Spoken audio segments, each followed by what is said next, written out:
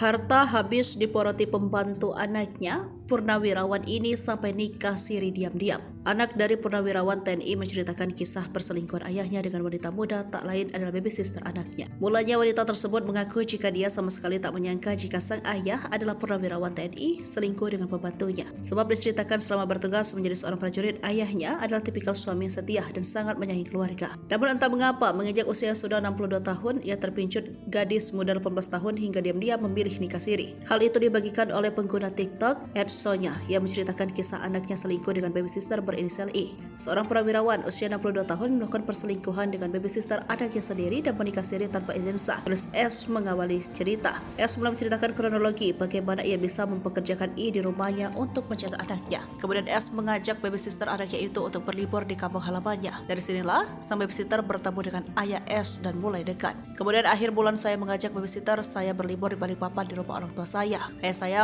seorang pensiunan, awalnya saya tidak merasa curiga, tapi semakin lama aktivitas di rumah tidak wajar, lanjut S. Perilaku I dianggap sangat tidak baik, pasalnya ia pernah tak pulang ke rumah majikan padahal tugasnya adalah menjaga babysitter. Saat itu S dan keluarga berpikir untuk memecat I dan memulangkan kembali ke kampung karena melanggar perjanjian kerja. Namun sang ayah melarangnya dan meminta agar S memaafkan I yang saat itu dianggap masih remaja. Kejadian-kejadian aneh pun makin sering terjadi.